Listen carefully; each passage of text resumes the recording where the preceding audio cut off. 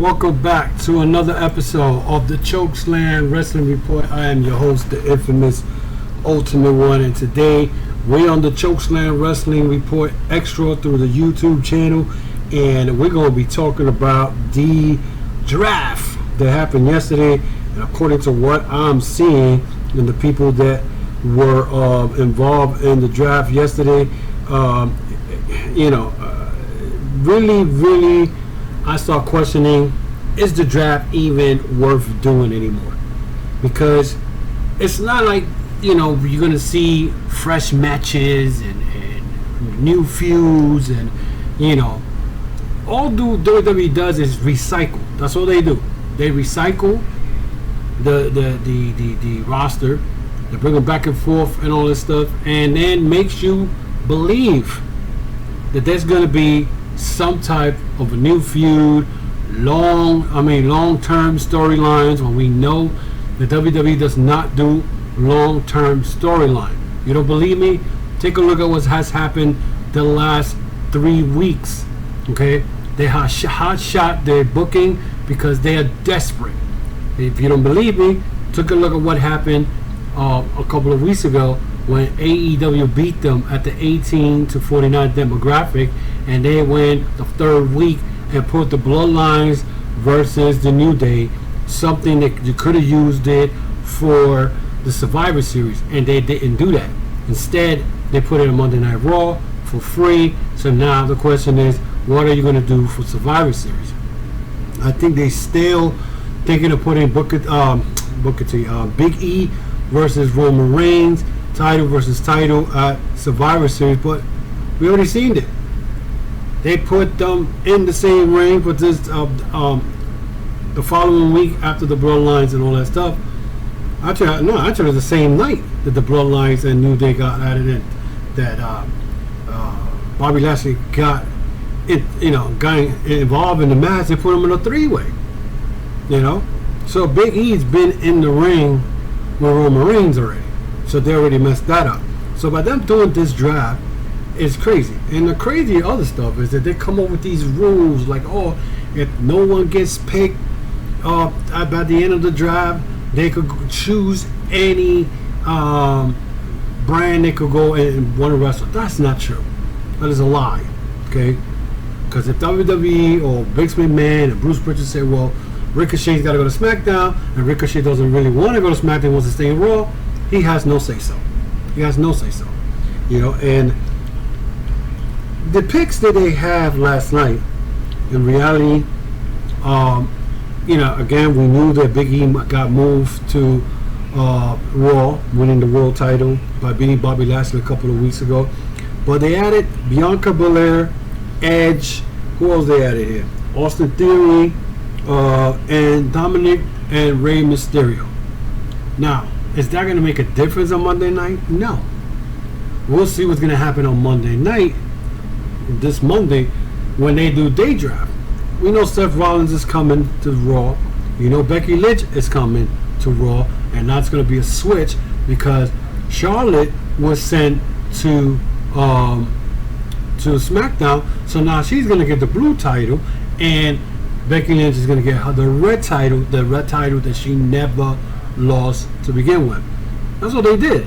They just managed for a couple of months. We'll put Becky Lynch in there, and then once we do the draft, we just, she'll get the belt. We'll give her the title right back the way it was supposed to. Remember, Becky Lynch had to relinquish the belt when she got pregnant last year, and that belt went to Asuka, and they did not know how to book Asuka correctly. So, as you will see, I just told you who went to Raw. SmackDown, again, Charlotte was the Raw Women's Champion, went to SmackDown, so there's going to be a switch of the belts. New Day, which I don't understand. New Day last year was taken away from SmackDown, from Big E, and they put them in Raw.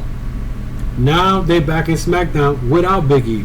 So you united them because you wanted your ratings and you wanted to have your hot shot, your booking, by putting the New Day together against the Bloodlines. Now you separated them again, and now you got Big E's in Raw, and New Day is in SmackDown, which makes no sense. Another surprisingly to me was they brought up the Hit Row from NXT. I really don't know much about them. I can't make no type of analysis of them, but I heard that they are the hottest thing in NXT. They were brought up in SmackDown, so now we get to see them in there. Of course, Matt Moss, whatever his name is, he goes by now, is teaming with Barry Corbin, or Happy Corbin, you want to call it, or Dumbass Corbin, whatever you want to call him.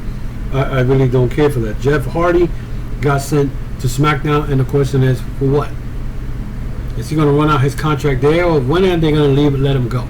Well, they're not going to let him go because they know if they let him go, he's going to AEW to team up with his brother, Matt Hardy. Drew McIntyre, brought in from Raw, and he is now in SmackDown, which makes no sense. And I'm going to tell you why it makes no sense. Last year's Survivor Series, we saw Drew McIntyre against Roman Reigns, and they fed him to Roman Reigns. Now, the match wasn't bad. The match was one of the best matches on Survivor Series last year between these two, but Roman Reigns ended up beating Drew McIntyre. So now we got the science teacher, or the global history teacher, as a podcaster calls him, now going to SmackDown to give history lessons and whatnot, and maybe in a feud soon with Roman Reigns. So, I mean, you can't tell me that there's other guys that could be fed to Roman Reigns, but SmackDown right now, you cannot take the belt away from Roman Reigns. So you got to feed him with people that may give him a challenge. And right now, before the draft, there was pretty much, he beating everybody. You know, he has beaten everybody and whatnot. And you know for a fact that they were going to put him with Kevin Owens, because Kevin Owens and him feuded during the winter time, and Owens was out the door. Owens is not coming back. That's already been known. And they've given him the Dean Ambrose treatment. You know, they're going to beat him up for 2 or 3 months, and then once his contract is over, they'll show him the door, and he'll end up going to AEW, join the Mount Rushmore, the Young Bucks, and Adam Cole, and they'll betray Kenny Omega, which I see it happening very, very soon. So it might happen after Full Gear, but that goes to show you what's going on. So I mean, it makes no sense to me when it comes to this draft, because this draft, again, the part that makes the most nonsensical part is the New Day. You took them out of SmackDown last year. You put them in Raw, but then you brought Big E because you needed ratings. And the people that they got for Raw for Monday night, that rating is not going to go up at all. I don't care what anybody says, it's not going up. Bianca Belair going to Raw, that's not going to move the needle, because we know who is she going to be feuding with. Becky Lynch. That's not a needle mover. Becky Lynch is not a needle mover. I don't care what anybody tells me. She is not a needle mover. Right now, the women's division is not a needle mover. Okay? And SmackDown, of course, you're going to have Charlotte versus Sasha Banks. We've seen this before. We've seen these matches. This is like rinse and repeat. That's what they do.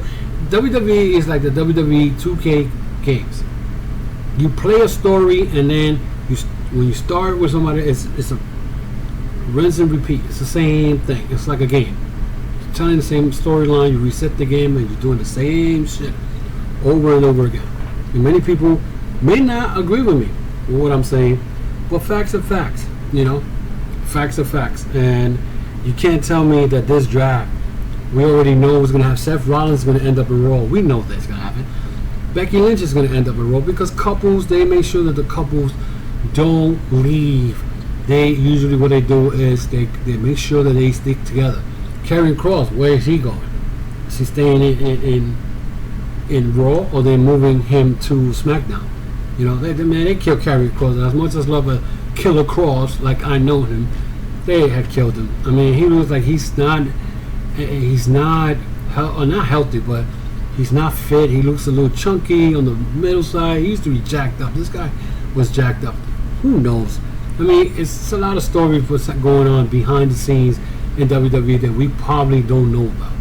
You know, And yeah, Seth Rollins pretty much set it off. He felt like choking McMahon after the Hell in the Cell match in 2019 with Bray Wyatt, but Bray Wyatt said, can't wait till he tells you his side of the story.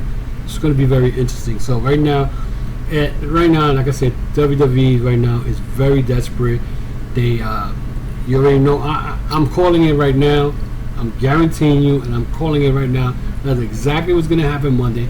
I see Seth Rollins going in there. He's going to continue his feud with Edge. Becky Lynch is going to go in there to continue her feud with Bianca Belair. The Mysterios, that's going to be a breakup coming soon, because I know Sami Zayn was egging that on. So those are the little things that are coming up. That the biggest interesting story out of all this is that Brock Lesnar is a free agent. It's more like what John Cena is. John Cena could show up at any show. So this is pretty much what they're doing with Brock Lesnar. He could show up at any show whenever the hell he wants. So there you go, guys. I mean, pretty much. I mean, you can tell me what you think about it. Let me know in the comments. Tell me what you think about this video. Do you think they might be doing changes? I mean, I don't see it happening. I mean, as much as I try to be positive on WWE, but they disappoint. They keep disappointing the fans. They disappoint me every week, because it's just it makes you shake your head when you see stuff like this. But let me know what you think. You know, if anything, you know, give me a thumbs up, share the video, you know, subscribe to the channel, and let everybody know about my channel and whatnot. So let me know what you think, guys. Again, guys, if you want to follow me, you can follow me on Facebook, Instagram, and Twitter at the Chokeslam Wrestling Report. You can also check out my my apparels. I have a website called tcwr.veryimpressive.com. That's tcwr.veryimpressive.com. You got the t-shirt, you got the hat, and then you can also register to the website if you want, and that gives you better access. In case you're not needing no YouTube, you could go and watch the video on my YouTube, and you can also hear the audio podcast available on Apple, Spotify, iHeartRadio, Pandora, and any audio podcast platform you guys like to listen to your show. It's called the Chokeslam Wrestling Report, also an audio. So guys, check it out. Tell a friend. Share. Hit that subscribe button. Give me the thumbs up, and I will gladly appreciate it. Until then, guys, this is the Ultimate One from New York City, and again, thank you for showing love and appreciation. Until then, be safe. God bless, and